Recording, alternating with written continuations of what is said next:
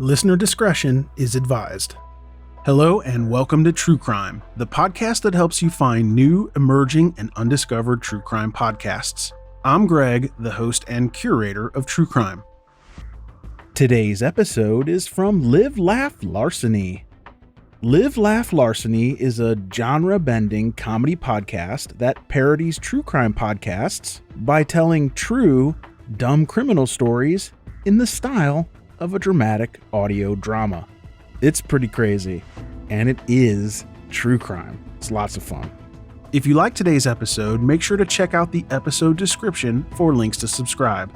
All right, let's get this show started. Begin. Live Laugh Larceny discusses true petty crimes that may be disturbing to some. Or could be easy listening to all you psychopaths out there. All stories are based on actual events, but details may vary. Listener discretion is not advised.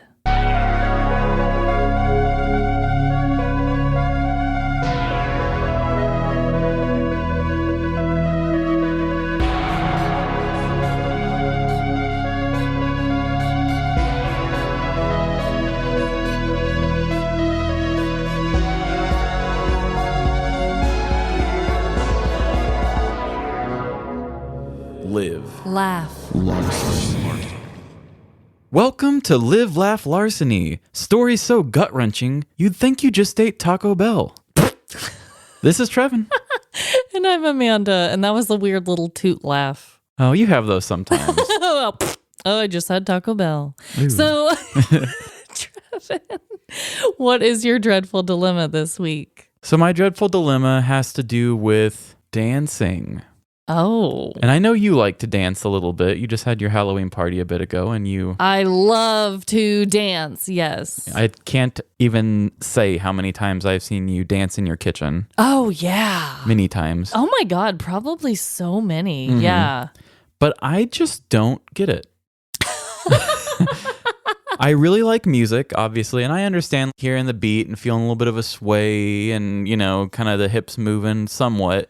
But I just recently went to a wedding. Uh-huh. So shout out to my friend Blake, who just recently got married. For some reason, he told me to shout him out, even though he still hasn't listened yet. Oh, well, screw you, Blake. Yeah. By the time you get caught up, if you ever do. Mm-hmm. So he's a big dancer, but we went to his wedding, Mm-hmm. and I saw the weirdest thing. It's something that I guess I've always kind of noticed, but I really noticed it this time. The wedding was in a 3-level building. There was like a speakeasy in the basement, which was cool. We did a little cocktail hour. Then dinner was upstairs, and then the dancing and music was in the middle area. Oh, wow. Okay. So we come down the stairs, and the DJ's playing music, and it was almost like once you crossed the threshold into the room, people just morphed, and they're just like, "Ugh!" And like their arms just lifted above their heads, and then they all just started Scooby-Doo dancing, where they were just like moving back and forth and this weird hip gyrations, and I just didn't really get it. I just thought I didn't feel that transformation when I stepped off of these steps. So I felt a little jealous, but then I also felt like I just didn't belong. Huh. There's just something about white people dancing at a wedding that it just takes them away. And I cannot relate one bit to it. People are like, oh, let's dance. And I'm like, no. You're like, I'd rather just sit in a corner by myself. Thank you very much. Yeah. I mean, sometimes I'll want to have a conversation with somebody, but they're out on the dance floor. So sometimes I'll be like standing in the middle of the dance floor like some weird idiot. And I'm just like, oh, how did you like that TV show? And they're just like, oh, I'm sweating and answering you. So there has never been a moment in your life where you have gone out to the middle of a dance floor, the music hits, the beat drops, the lights are low, and you just let your inner, I don't know, dancer out? Like, ever? Never. Okay, there's been 2 times ever. Okay, and what got you to that level? I was very drunk. Oh, okay, I was going to say, was it vodka? Well, it was probably vodka and Red Bull, most likely. We were at a local gay bar, Missy B's. Oh, yes. Love Missy B's. And I don't know what it is about the atmosphere of that. Everybody just seems so accepting. Yeah. And if it's like you're an absolute stupid idiot on this dance floor, people are like, that's okay. Me too. And also, I just love the music at gay bars. I love, like, they usually have really cool kind of 80s sounding remixes of things. I just love that kind of music. It's always good. And they have a dance floor that lights up. I'm sorry, but if you don't feel like you can dance there, then where can you dance? But there's been many times where I've been there and I haven't. Wow. Maybe it's because I was holding my liquor back. I don't know. But I'm just saying it has to be a certain amount of alcohol mixed with the weather has to be a certain amount of like precipitation. Like it's just everything has to be a perfect storm for me to succeed in losing myself to dance. Damn. You're like, I think there's a 60% chance that I will not be dancing tonight. Exactly. Oh my God. But it's probably higher percentage than that. Much higher. Oh, Trevin, that kind of breaks my heart. I can't even relate to any part of that whatsoever.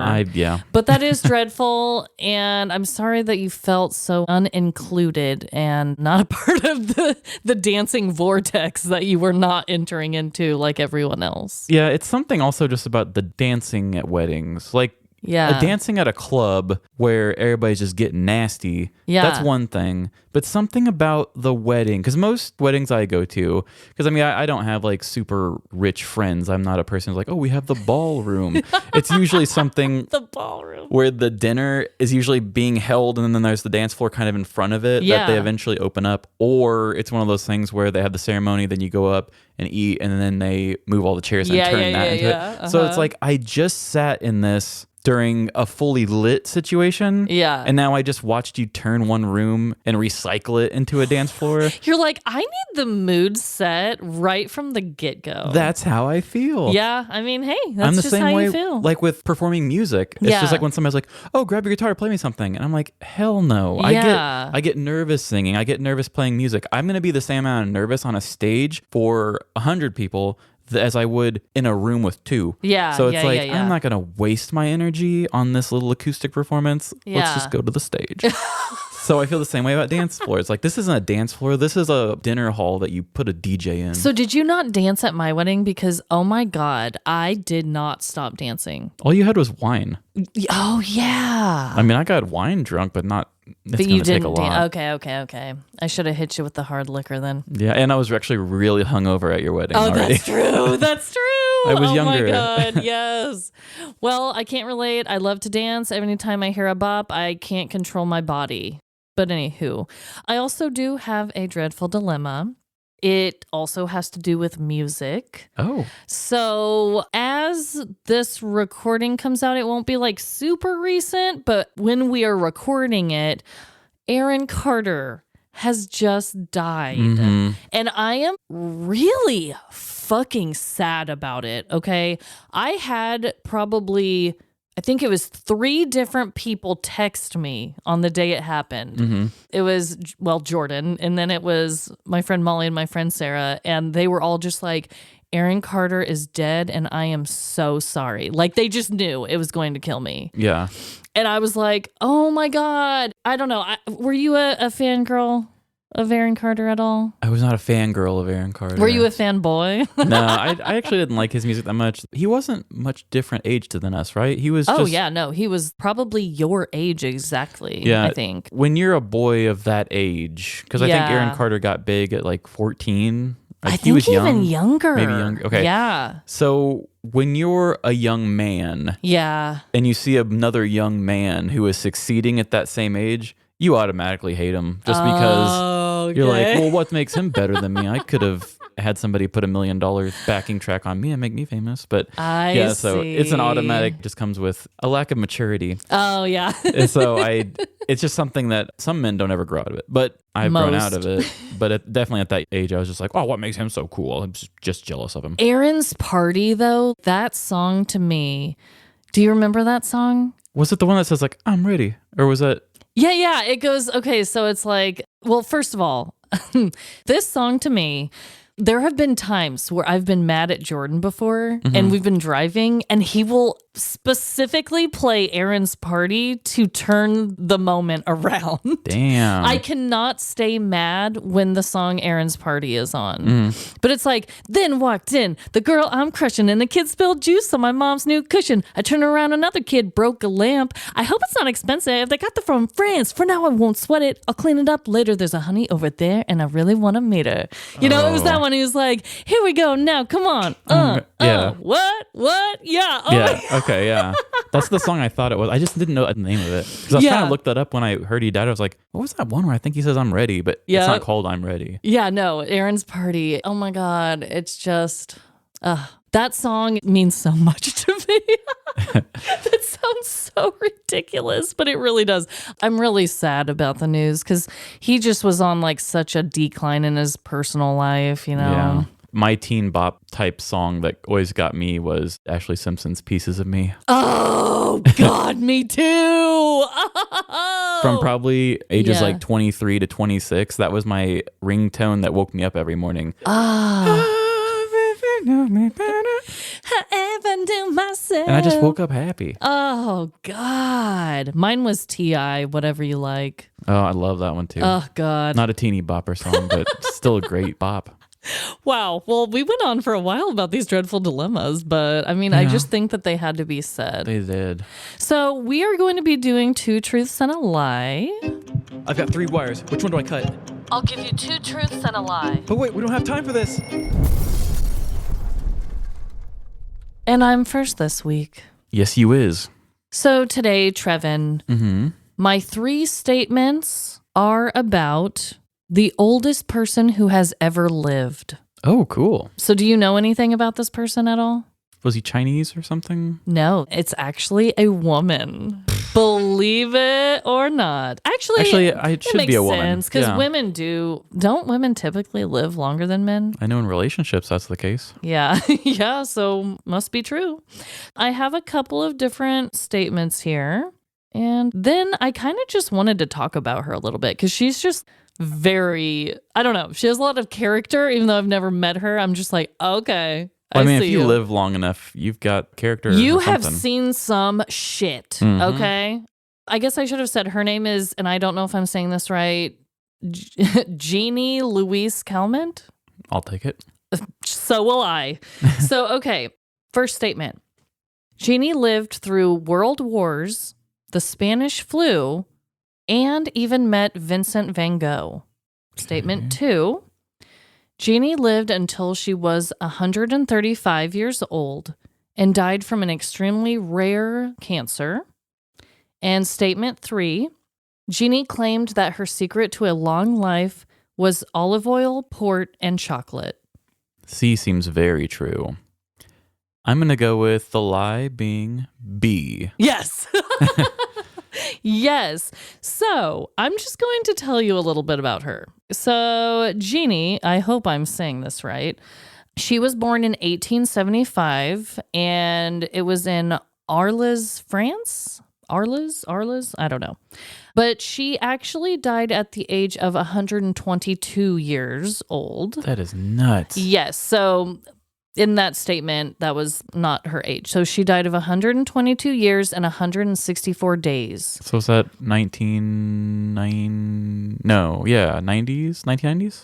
Yes, I believe so. Holy I hell. don't have it written down, but there was just a lot of really fun information about her. So when she was asked on her 120th birthday what she expected from the future, she was quoted in saying, "I expect a short one." A short future? Yeah. Oh, for herself. Okay. Yeah, I thought she was like telling us the world's about to end. No, because she was 120 at that point. That's a good joke. And she was like, yeah, it's not going to last much longer. So it was true. She lived through world wars, the Spanish flu, and she met Vincent van Gogh in 1888. And then the statement, she claimed that her secret to a long life was olive oil, port, and chocolate.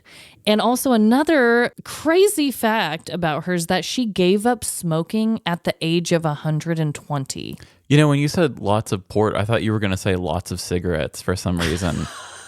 You are already on her wavelength, yes. You said 1888, so that would have put her like 13 years old?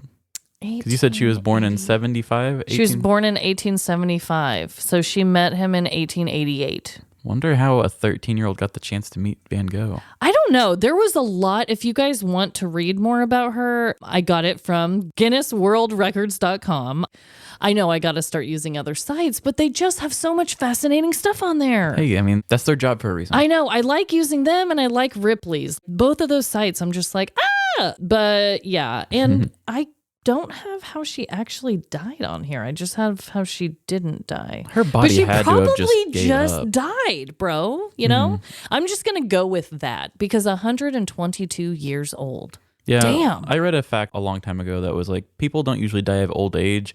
Their body's unable to fight off just basic sicknesses, so that technically even old age is just because something else kind of killed you, but it's just because your body's just too old and it allowed it to do it. Yeah. So I would think at 120, what'd you say, 2.5? Yeah, 122. Like any old thing could have done it. Yeah. My God. Do you want to live till you're 122? I know you don't want to die. I don't want to die, so sure, I'll pass 122, I'll pass 247, let's keep going. Oh, God. Ooh, I just think when you're so old, it's like, why, Well, I'm hoping I can have my head, like, uploaded into the mainframe or something. I can still frolic, but in, like, a computer land. That would be cool. Yeah, maybe. Very I don't Black know. Mirror. Yeah, exactly. So what do you have for me? So I thought we had this riveting discussion about dancing. Yes. So I thought maybe I would give you 2 truths and a lie about dancing. Nice. Okay. So here are my 2 truths and a lie about dancing. Number 1, the director of Step Up, All In needed to provide a filming schedule to escape a murder conviction. Number 2, in the 1500s, there was a dancing plague where around 400 people danced themselves to death. Or number 3, Tupac was a ballet dancer. Damn. Say that first one more time. The director of Step Up, All In needed to provide a filming schedule to escape a murder conviction. Okay, so I know that there was a dancing plague, but I don't think people died from it. I think they just got really severely injured from it. Mm-hmm. I'm going to go with B is the lie. And you're incorrect. I am? People did die from They that. did die? Uh-huh. Some people had like my- heart attacks from it and stuff. Oh my God. Okay, which one's the lie? So the lie was the Step Up, All In. Oh, damn. That one was so specific. So Trish Sy never was close to anything that had to do with murder, but she did direct Pitch Perfect 3, so what's worse? The shade. Ooh. But yeah, that was inspired by the movie Cannibal Holocaust. It was shot kind of like a Blair Witch movie. Okay. And the deaths look so real that he actually... So there's another fact for you there. But he was actually put on a murder stand because they thought he actually killed the people in his movies because it was so realistic. And he also paid the actors to go into hiding so his movie would look more believable and it would get more people to want to show up. Oh, God. But then he had to break contract and be like, come back, come to the court and tell people you're an actor. Oh, my God. Yeah, you shouldn't have done that. That was a really weird choice. I think that was like somewhere in the 70s, so it was a big idea. But so, yeah, there was the dancing death. They still don't really even know what caused it. People would dance until they would have like bloody feet, and some people did die. It was usually like a heart attack, crazy thing. Okay. And then Tupac was a ballet dancer. He went to I thought that was true. an artsy school, and I think he danced the Nutcracker, if I remember right. Get it, Tupac? Yeah. Oh my God. So I mean, he did poetry, he did it all. Yeah, no, ballet is like so good for so many other things. Don't a lot of football players do ballet or something? Certain football players and boxers for sure, they do dancing and stuff because it's just good to be able to have that control of your joints and your feet, and especially if you're like some sort of a wide receiver, a person has to do quick cuts. Yeah, totally. If you don't do that right, you're gonna twist your ankle off and stuff. You don't do that. Yikes. Oh my God. Well, damn, you got me. That first one was so specific. I was like, surely that has to be true, right? I couldn't figure out how to word it. I was like, conviction, murder, questioning. I was like, I'll just run with that. And to be honest, I had mine in the same order to where B was going to be the lie. And I was like, I'm going to say mine in a different order. Oh, gosh, dang it. We always do this. We always mirror ours. So I thought I'm changing it. Damn. Well, those were really good. I love to dance, but I don't want to die from dancing. Like, that would be so sad. It makes me think of the episode of It's Always Sunny where they have to do the dancing competition. Have you seen that one? I'm sure Jordan has. Most of the shows, they're just trying to get people to come into their bar. And one of them, they said, hey, we're going to do a dancing contest, and whoever wins the dancing contest gets to have the bar. And so they have to dance, and they have like these referees that watch them, and you can't stop dancing. You can't sit down. There's like little breaks in certain points, but if you don't complete the dancing, you lose the bar. So everybody's just like dancing for like 20 hours. Oh, Jesus. No. God. I still don't think it would ruin dance for me, but it would really put a damper on it. You wouldn't want to dance for quite a while after that. Yeah. I would take a breather.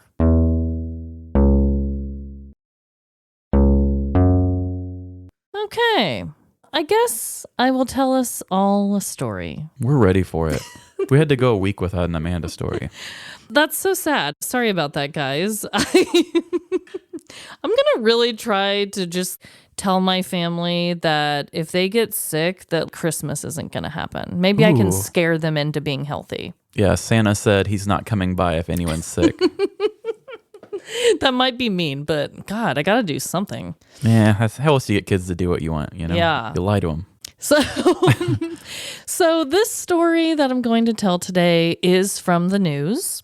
And I learned something new. I also, really, this one just kind of just made me look at what our motivations for our petty criminals are a little bit differently. And how this petty criminal truly took an opposite direction of how our people usually go. If that makes any bit of damn sense. So, here we go. Friendship can be a powerful force. These relationships can last a lifetime, being built on inside jokes, hot gossip, and secret handshakes. Friends are there to laugh and celebrate with during the good times, yet also there for the moments when you can't stop crying. I can't handle another Monday. Most importantly, friends are there to let you know when you have a bit of food stuck in your teeth. Without deep friendships, life would truly lack meaning. Plus, who else would take your side while venting about your significant other? He never flushes his shits. The story I will be sharing today is about one man's petty criminal journey and the lengths he would go for friendship. Patrick Rempe was a 24-year-old man living it up in Vero Beach, Florida during the year of 2015. Patrick was more of an introvert who enjoyed long sleeps in his bed and oodles of drugs at night. He probably wouldn't have ever left his house if it wasn't for his small group of best friends. His tight group included One-Eyed Rick, who lost an eye in a knife fight, Shifty Sam, who always knew which drug dealers were having a sale, and Punk-Ass Paul. Well, he got his nickname for indeed being a punk-ass. I got your nose. Altogether, they may have seemed to be a rough group, but they were all Patrick had, and he loved them. The besties would spend their time sneaking into movie theaters, Oh my God, we're so bad. knocking kids over at the roller rink, and getting matching tattoos. They had nothing but pure, adulterated fun. Just when Patrick thought these good times were never ending, the group became short one member. Shifty Sam was arrested on drug charges and thrown in the local slammer. The besties felt the absence of their friend and drug dealer, and it changed the dynamic of the remaining crew. Without Shifty Sam, they began using new and lower quality drugs, causing a domino effect of chaos in each of their lives. One-Eyed Rick was arrested for battery after a bar brawl caused by someone insulting his one remaining eye. I only need one eye to kick your ass. Shortly after, Punk-Ass Paul was arrested for vandalism. He got a thrill out of spray painting his initials on local businesses. But as it turns out, local business owners weren't thrilled with having the word PAP sprayed all over their storefronts. What in God's name? All three of Patrick's best friends had relocated to the same local jail. leaving him behind. Patrick was all alone, without any direction. Food lacked taste, and sleeping all day lost its luster. He tried lifting his spirits by eating at his crew's favorite restaurant, Hooters. Hey, big boy, can I interest you in the double-breasted platter? But staring awkwardly at the waitress's chest by himself made him feel empty inside. Nah, I think I'll just have a salad. Patrick even tried knocking over some kids at the roller rink. But it wasn't as fun when there wasn't a friend to high-five and laugh with afterwards. Dude, you're kind of an asshole. Hours turned to days, and days turned to weeks of loneliness, leading up to a cool December evening.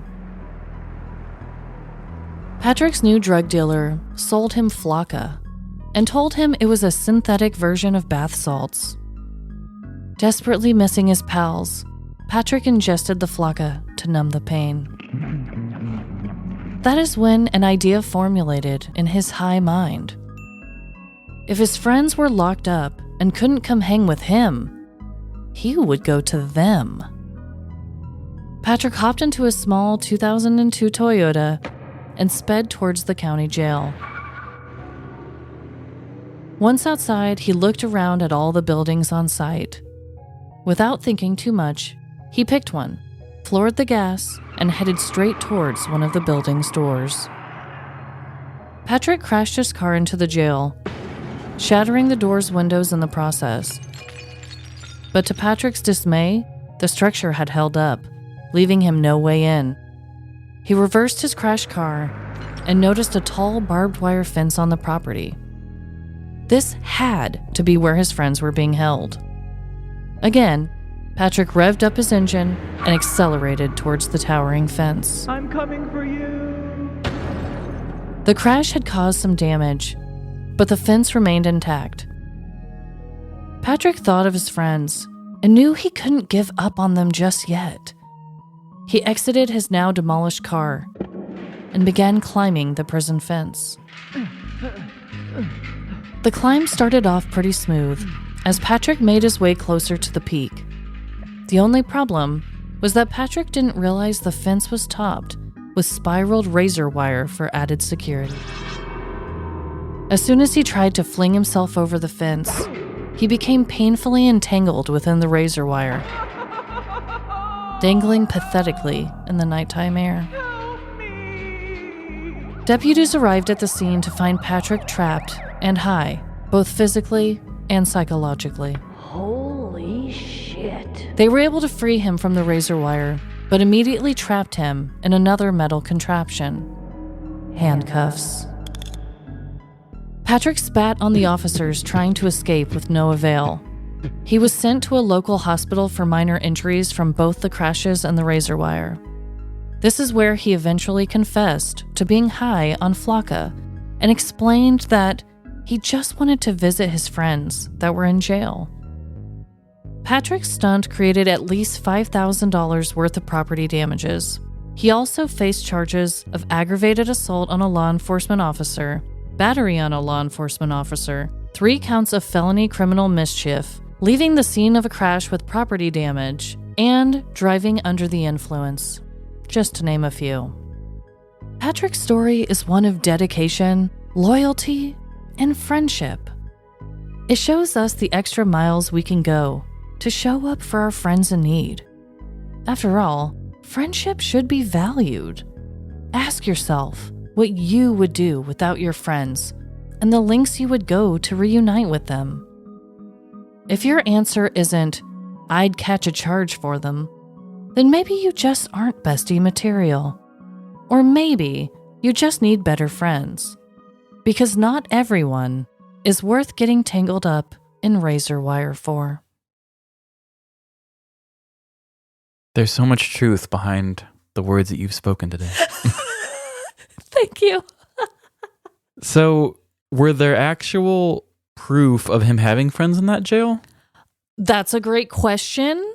I don't know what it's like to be on Flocka. Oh, but I did screenshot what the side effects of it are, because I was wondering what kind of mindset was this guy in? Mm-hmm. But that was just the quote that was everywhere. No one ever fact checked it, I don't think. Yeah. They would have been really happy if he actually would have been thrown into that very jail with his friends. Right? I know. That's all he ever wanted. So, according to the National Institute on Drug Abuse, flakka, also known as gravel, often takes the form of a white or pink, foul-smelling crystal that can be eaten, snorted, injected, or vaporized in an e-cigarette or similar device. It can cause hyperstimulation, paranoia, and hallucinations that can lead to violent aggression and self-injury. Yikes. So, wouldn't recommend. No. I'm just 0 picturing out of like 10. I'm picturing like pink sea salt, just like in a little grinder. Right? I know. I'm like, ooh, it's pink. I don't know. I don't like that. I cook with stuff like that. Like, Exactly. Don't even.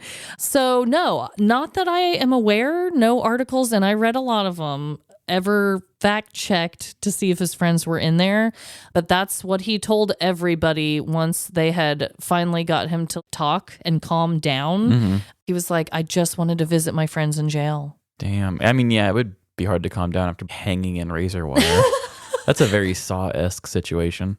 I know. Sounds really uncomfortable. So obviously I made up all of his friends though, because there was no way for me to know that information. And honestly, I had a damn ball coming up with their whole friend group. I'm a big fan of Punk-Ass Paul. Punk-Ass Paul, I mean, I didn't know if that joke would land, that it spelled out pap, I mean, anyway, I had fun writing it, so that's all that matters sometimes. Yeah, I love a good catchy name like that. I mean, I know Marty shows up in a lot of mine. Yeah, or Jimmy. Jimmy and Jimmy. it was one ball. One Nut Tony. One Nut Tony. Yeah, One He's Nut a Tony. fan favorite, I'd say. Yeah. Oh my God. Marty takes many forms, so there's only one Nut Tony. He's in our universe. Yes, so One Nut Tony and One-Eyed Rick, I wonder if they would be BFFs. Yeah. Or maybe they would be bitter rivals. Yeah. He's like, I have one nut, I have one eye. Let's fight. Yeah, who has it worse than the other? So yeah, I know nothing of this guy's backstory at all, but obviously every single thing about the crime itself was true. Dang. That's nuts that those bath salt type drugs are very scary. They're very wild, yeah. And it seems as though when people are on them, they just like keep going. Mm-hmm. Like they don't feel pain, or maybe, I don't know, or if they're just so focused on what they're doing that they're just not thinking about it. I don't really know. But yeah, it's like you got in 2 car wrecks and then you still had the motivation to climb a fence. Yeah. And then even after that, he was still fighting the officers and spat on them, it said. So I'm like, my God, he just was not going to quit. No, he wasn't. The crazy thing about bath salts, I like what you said, and there's so many stories about bath salts that it's crazy that we could even run into one that we can use because most of them go south real quick. Oh my God. Yeah. And honestly, this one to me, the main intrigue of it for me was that, have we ever told a story where one of our petty criminals was trying to get into jail? No. I mean, usually that's something everyone likes to avoid. So I just found that whole message just to be very comical to me.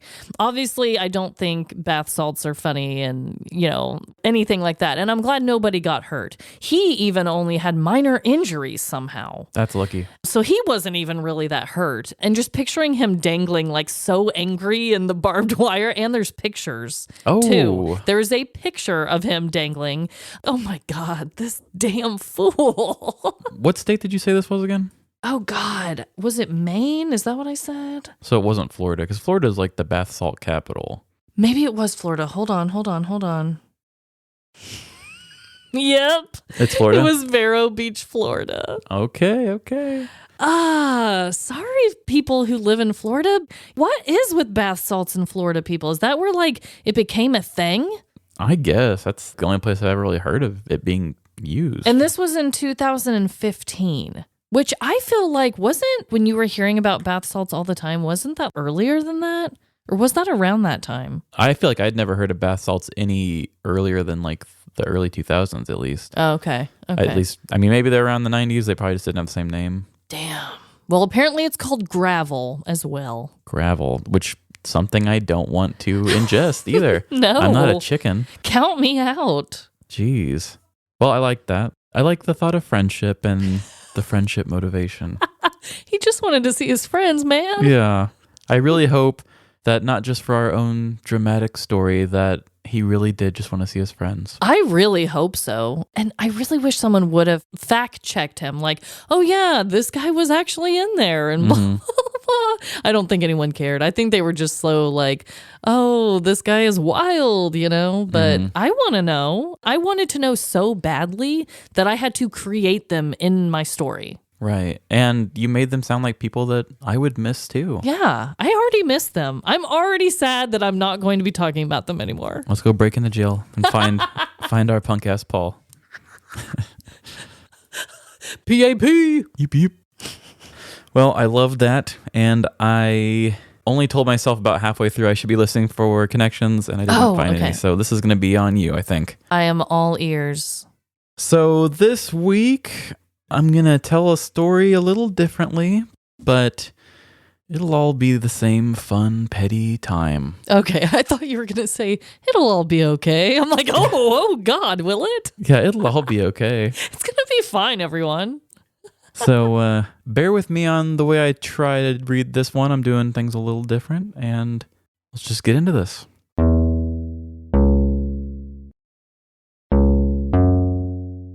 And here we go. A while back, I introduced the idea of PIE to the world. PIE served as an acronym on what potential criminals should get right before committing a petty crime. Preparation, identity, evidence. When I first unveiled this golden rule, it was with the spotlight on the I in PIE. This was the story of the faceless men who hid their identity by drawing facial hair and masks on their face with permanent marker.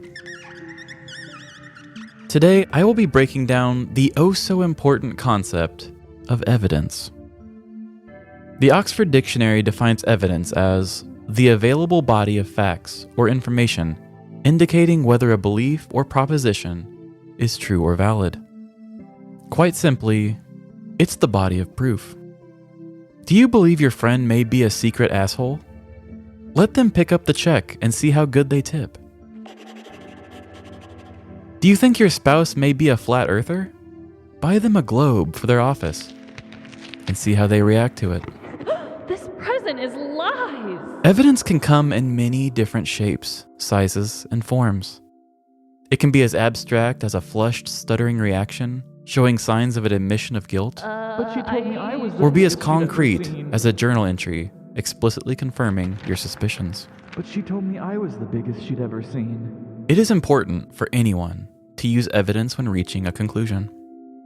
Reaching a decision without solid evidence is only an assumption, and we all know how assuming things can go. So it would be no surprise to find that evidence is a cop's best friend. As an upholder of the law, you couldn't simply put a person behind bars because you didn't like the way they looked at you. That kind of biased detective work could get the case thrown out in court, and maybe even land you suspended. With pay, of course. You need stone-cold proof. Evidence.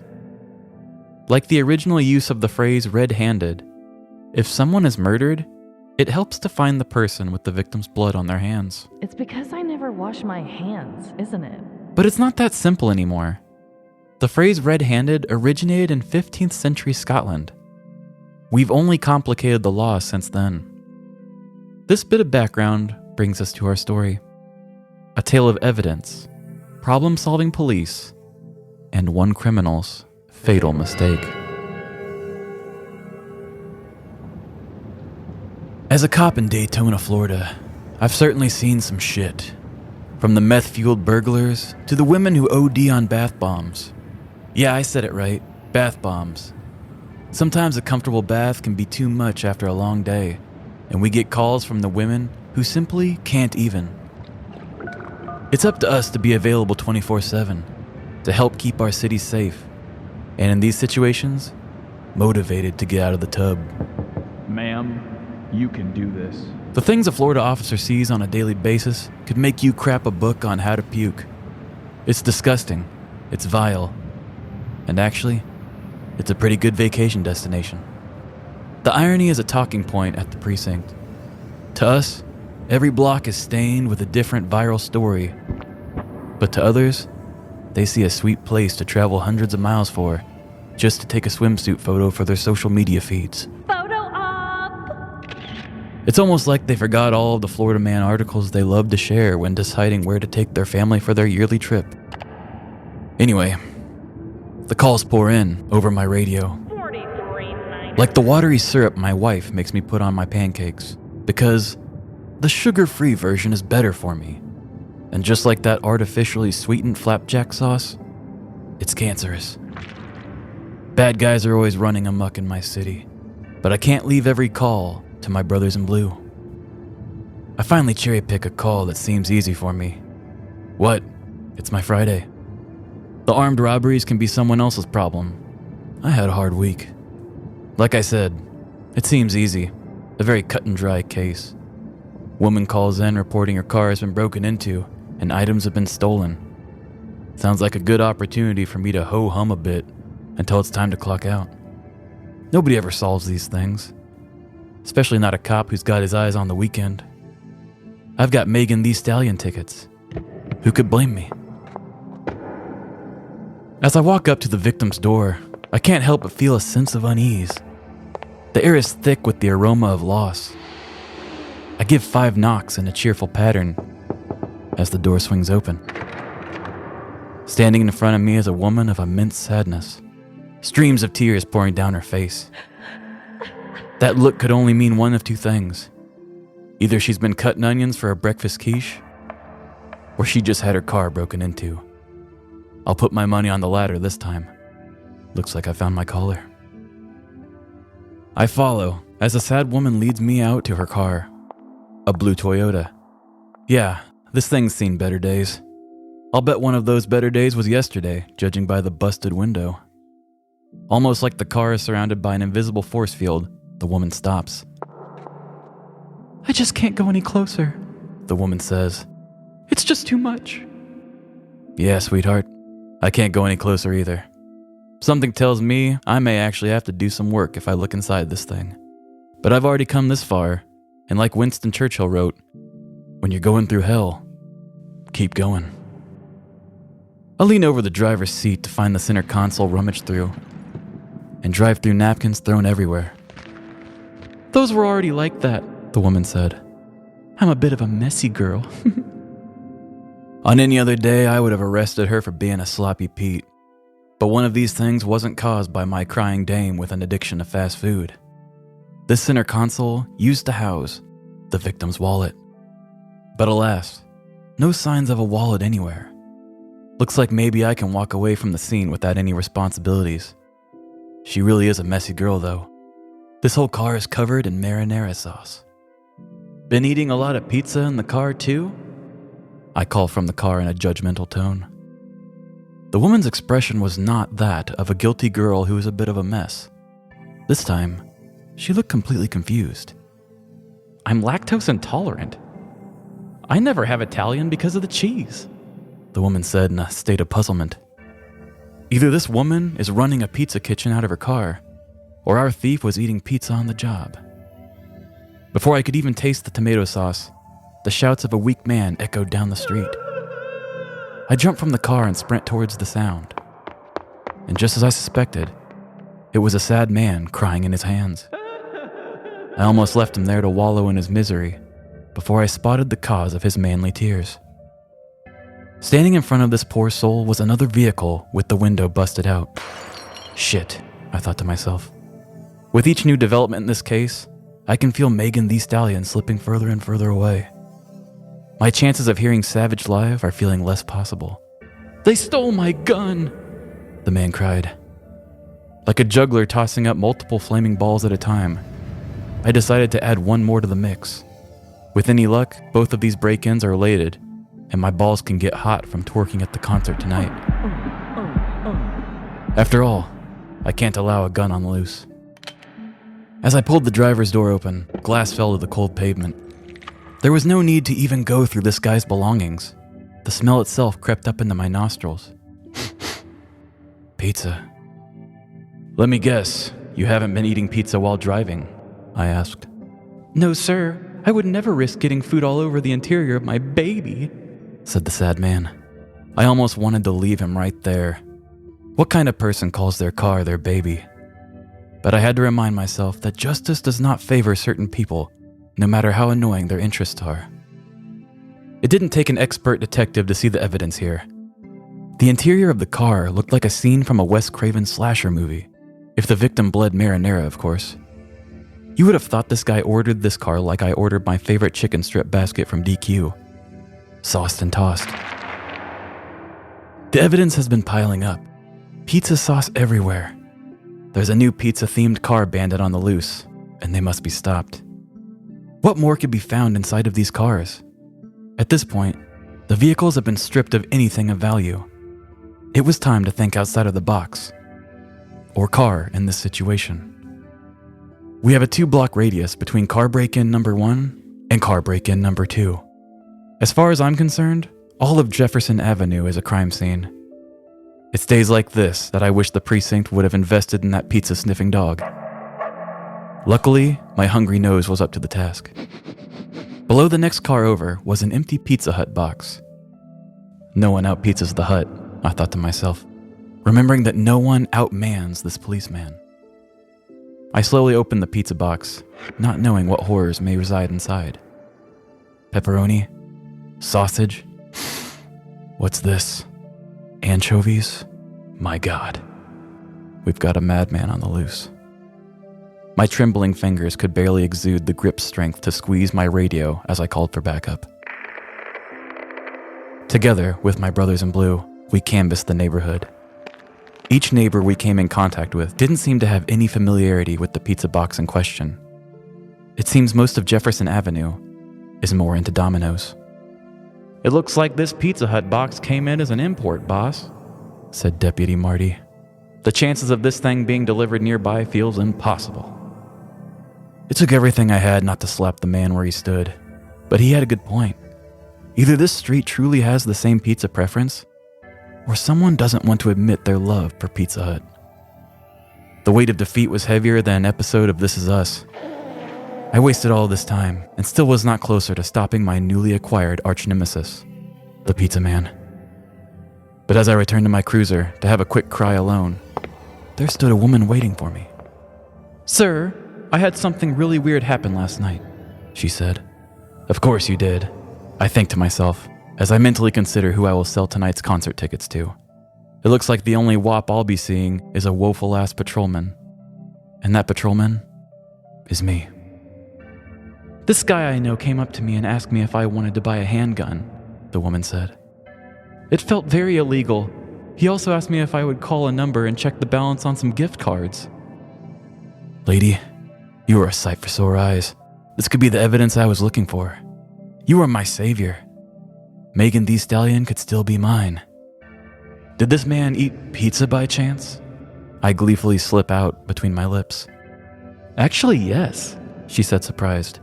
After I refused to check the balances on the cards, he dug through my garbage and pulled out my old Pizza Hut box. He started eating the week-old pizza straight out of the trash.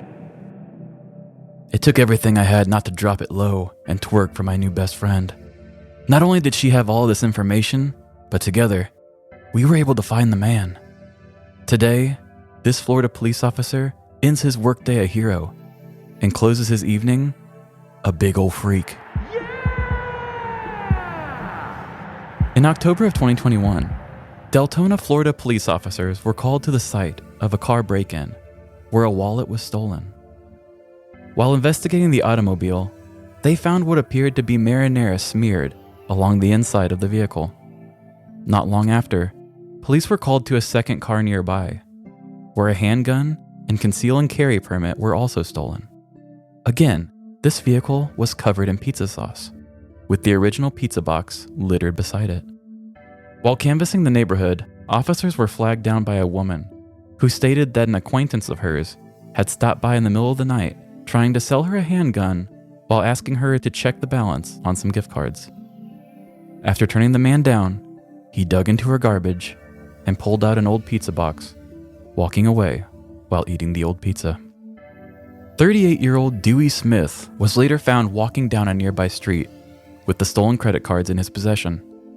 Smith faces charges of armed burglary of a conveyance, 4 counts of fraudulent use of credit cards, grand theft of a firearm, possession of a firearm by a convicted felon, theft, and dealing in stolen property. According to a news release, Smith said, "You caught me red-handed," at the time of his arrest. So if you're ever considering a life of petty crime, remember the story of Dewey Smith, and don't make the same mistakes as him. Not only can weak old garbage pizza give you a hurt tummy, but it can also get you arrested. Because evidence is a very important piece of the pie, even if that pie is a pizza pie. Okay, this one might be one of my new favorites of yours. Just had to take a chance and do something different. Honestly, I can't believe we haven't done that before. Like speaking in like a detective or police voice, you know? I think you had a noir one once. I had one where it was kind of that vibe, I guess, but I don't know. It wasn't a full character though. Yeah, full blown. Oh God, that was so good. And also, this guy should have been convicted of being the messiest criminal of all time. Yeah, I don't know. He seems like the sloppy Pete, really. Just eating like, pizza while breaking into cars and smearing the marinara in all of them. And it's like, if it's old pizza, usually the sauce gets like, it's all like dried up. And it's like, what were you doing to put so much sauce everywhere that they were able to follow your trail of sauce? Like, what? I just imagine, like, sometimes I will eat my dinner while working on the podcast, and I'll take a spoon or fork or something, and I'll just come over and do some editing. Yeah. Like, this guy was literally eating while on the job, except his job was breaking in the vehicle. He's like, My God. It's so weird. The whole thing is very bizarre. I don't know. Maybe either eat the pizza, think it through, and then go do your weird crime. Yeah. I don't know. Or maybe just not being the biggest slob known to man. Obviously, he must, I mean, not just being a messy eater, but you're also okay with eating pizza out of the trash can. So. Right. But from what I understood in the articles, she said that he lived not too far away. So it's not like he's a person who's living under a bridge or something. Like, he has a home. So why is he eating pizza out of the garbage? Yeah, that's what I'm wondering. Did it say if he was on drugs at all? It didn't say that I remember. Because I was like, what is the motivation for him to be like, okay, time to down some trash pizza and like do all these weird crimes in a row. Fueled by trash pizza. Yeah. Like the trash pizza clearly was like poisoning his mind. Mm-hmm. He was actually on his way back from buying a bunch of stuff at a gas station using the stolen cards. So that was where some of the conveyance stuff comes from, which I guess conveyance is like a convenience store. Oh, okay. I was like, that's a really weird one I haven't heard before. Yeah, what an odd guy, really. Weird old Dewey. Do you know for sure if it was Pizza Hut? I do not know for sure that it was Pizza Hut. Had to add that for a little flair. And no, that was so good. I like dropping name brands to give it more of a real world feel. Oh, yeah. I mean, I felt it. I felt it in my pizza loving soul. Yeah, red-handed though, my God. So that guy was really quoted with that? Yeah. Oh my God. Which is so silly. I want to know, did he just say that? Because I know it's something that's been in a bunch of old movies and TV shows since way before we were even born. Right. But like, oh, he caught him red-handed. And like I said, that was true. It was like Scotland in the 13th century or whatever. But did he say red-handed because it was just the cliche thing to say? Or was he like, oh yeah, the pizza sauce, red-handed? Like, what was he getting at there? I don't know. I don't know if I hate this guy or just really, really hate this guy. You know, it's like... Yeah. I really don't want to be friends with either one of our petty criminals today. No, and especially one that just eats stuff out of the trash can. Yeah, there's no reason for that. Especially, like you said, has a home and he has all these gift cards. Like, go gift yourself some new food. I don't know what the gift cards were for. They were stolen out of the cars. Okay. That's why, because he had stolen the gun and he had stolen gift cards. So he was already eating the pizza when he got that. Okay. Yeah. If only they would have come before the trash pizza. Yeah, so he was like, hey, use your phone and check the balance on these cards I stole. And she's Oh my like, something doesn't seem right. Yeah, for Why are you sure. asking me at like 3 a.m. to check the balance of gift cards and sell me a gun? Oh my God. What a wild night. Yeah. Okay, both of our stories were Florida men. Also, I had bath salts in mine and you had bath bombs in yours. Which, honestly, that whole idea just made me chuckle because you hear a lot about bath salts, about like how crazy people get when they're on them. But when you were talking about a bath bomb, I just pictured like a beautifully scented, swirl of colored bath bomb. And it was like, oh, that can't be bad. Calls 911. She's like, get me out. I don't want to leave. I just can't. Yeah, I wrote this one a few weeks ago, so I forgot the joke I'd even made. And I was like, bath bombs? Why'd I call them bombs? I was like, oh, that's why I said bombs. That's the joke. I guess there were two connections, really, but I kind of like the bath connection. Yeah, because Florida's easy to do. And they also did both involve, my guy crashed his car and this guy broke into cars. But I mean, we've kind of done a lot of car connections before. I don't know. Bath salts, bath bombs. That just really made me laugh. Yeah, we'll think of something with that title-wise. Yeah. Wow. Well, that was so good. Your voices were so good. I'm really working on them. You really are. I feel like this show has really pushed us to be almost like an acting class at times. And we're always trying out these new voices and accents. And sometimes our accents fail miserably. Most of the time, actually.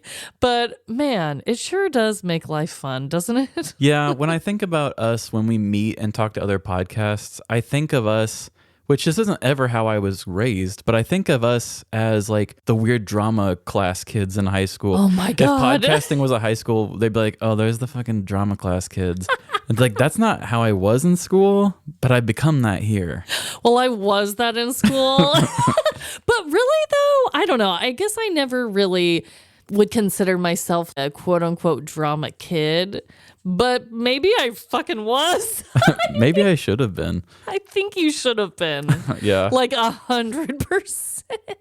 I did improv, but that was the closest I did. I never did a play. My teacher kept trying to get me to do it. And I was like, nah, that's not cool. Oh, God. Yeah, you would have been good at it, I guarantee. Well, maybe. I don't know. It's all about timing in life, Maybe it just wasn't for you. I was in a shell when I was that old. Yeah. I feel like now you'd be really good. But damn, we are just a bunch of theater kids. Yeah, that's what we do. We're the Theater Kid Podcast. Whoo! Sounds super lame. Yeah. I hope you still think we're cool, guys. Please love us. Well, what a ride. I just hope that everyone is having such a good week. It's great to be back. And just remember, no matter the crime, big or small, in the end, we're all doomed. Doomed to have those bath bombs. Bye. See ya. If you love Aaron's party as much as I do, throw your hands up in the air and then high five yourself for listening to our show. And if you suffer from an extreme need to dance, follow us on social media and give us your favorite dance song. TikTok, Instagram, Twitter, Facebook, Live Laugh Larceny. And if you are 122 years old, I'm sure you have a good petty crime story to tell. So send us an email, livelaughlarceny@gmail.com. And review your favorite pizza place on Google. They really deserve that. They make some good shit. But also give us 5-star reviews wherever you give reviews. Apple, Spotify, or Good Pods.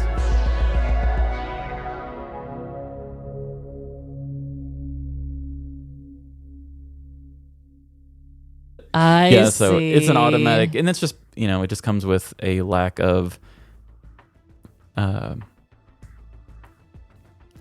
Jesus Christ. A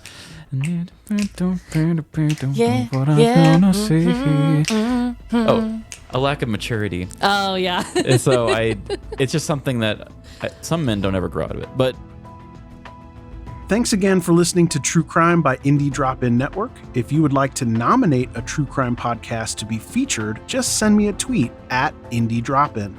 I'd also love to hear if one of our featured podcasts is now your favorite show. Indie Drop-In survives off ad revenue and listener donations. If you would like to contribute, please consider buying me a coffee. You can go to buymeacoffee.com/Indie Drop-In. If you look at the very bottom of the episode description, I put a link in there to make it really easy. Indie Drop-In has many other shows that you also might like.